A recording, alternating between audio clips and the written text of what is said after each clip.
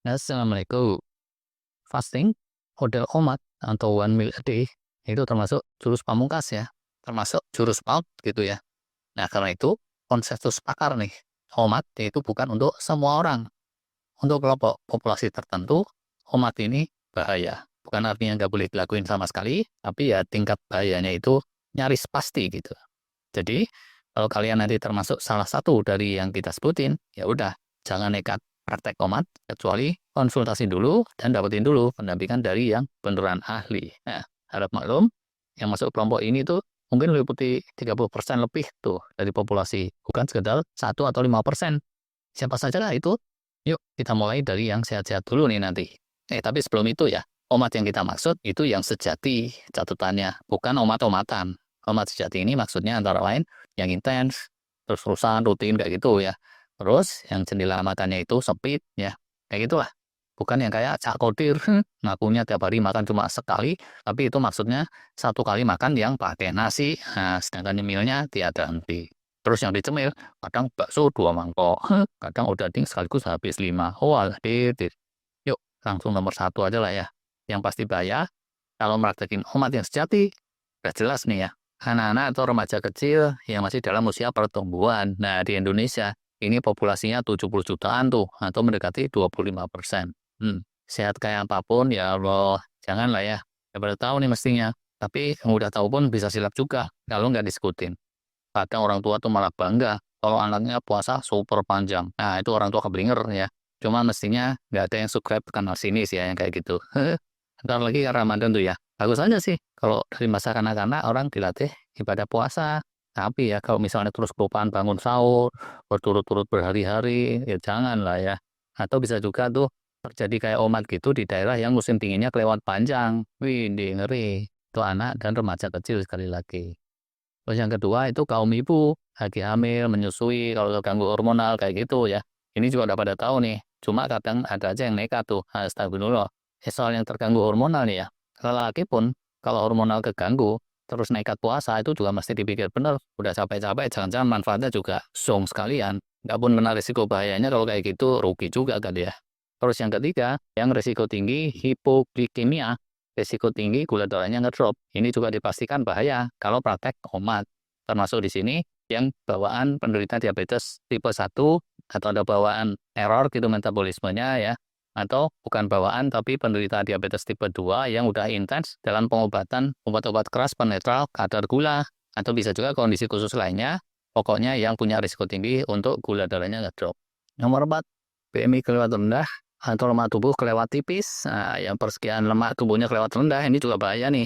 Jangan praktekin omat begitu aja. Nggak praktekin udah rawan, nah, apalagi tambah omat. Apalagi ini udah lemaknya tipis, usia lanjut sekalian, atau bahkan habis sakit berat. Nah, ini bahayanya bisa wadrat. Nah, berikutnya gangguan malnutrisi ini bisa disatuin ya sebenarnya dengan BMI kelewat rendah, lemak kelewat tipis, tapi sebenarnya bisa juga terpisah. Orang itu kondisi kurang gizi, tapi secara BMI-nya kehitung nggak terlalu rendah bisa juga kan ya. Namanya malnutrisi atau kurang gizi jenisnya bisa beda-beda. Jadi kita kasih nomor sendiri lah ya. Berikutnya, nomor 6 tuh riwayat eating disorder gitu. Pernah punya siklus atau pola lapar kenyang yang patologis, yang kelasnya sakit atau kelainan, lah udah sembuh pun. Ini takut bisa bablas ke pola patologis itu lagi sih menurut konsensus pakar. Terus nomor 7 itu yang dekat-dekat dehidrasi atau gangguan elektrolit. Nah, misal nih ya, habis kena dehidrasi karena muntah lah, kejemur di padang pasir lah, lemas loyo karena pas musim banjir atau longsor minum air bersihnya kurang. Sekarang musim bencana tuh ya, banjir, longsor, dan seterusnya. Yang pada ngungsi sana-sini, relawannya juga sering tuh sempat kondisinya udah deket-deket dehidrasi. Ya jangan praktekin omat kalau kayak gitu, hati-hati, bahaya. Bisa juga gangguan elektrolit ini habis keracunan atau habis salah obat atau salah makan atau kondisi kayak gitulah pokoknya. Berikutnya ya, gangguan batu empedu. Nah, dalam kaitan fasting panjang ini sering disebut nih, gangguan terkait empedu atau batu empedu. Nomor 9, kalau ada gangguan degeneratif stadium lanjut. Nah, udah dasarnya gangguan jantungnya kelas berat, kanker berat, atau diabetes yang udah komplikasi, itu ya kalau dibeban lagi dengan jurus maut, risiko pasti makin nggak karuan. Bukan artinya nggak boleh sama sekali ya, tapi jangan kelewat nekat lah kalau yang ini. Sama dengan itu ya, agak mirip kondisi yang sudah di ujung tanduk. Misalnya nih, habis kecelakaan berat, habis operasi besar, habis sakit atau gangguan kesehatan yang parah. Hitam nih. Intinya ya, yang kondisinya ngeri, udah di ujung tanduk. Itu kan sebabnya nggak selalu problem degeneratif, bisa karena sebab lain. Nah, kalau dari awal kondisinya udah krodit kayak gitu, terus nekat praktek omat yang kelas sejati, ya astagfirullah. Dah tau lah ya apa yang saya maksud. Kadang tuh ya, orang nekat saking udah putus asa dengan keadaannya. Bisa aja, buah kenekatan malah jadi sembuh lagi. Nasib di tangan Allah kan ya. Tapi ya kalau konsensus pakar, itu bahayanya luar biasa. Tapi nomor 1 sampai 10 ini tadi ya, pedang bermata dua tuh. Selain bisa mengamankan, yang rajin fasting dari ancaman bahaya, bisa juga sih disalah tafsirkan atau dibelintir jadi pembenaran atas rasa malas. Astagfirullah.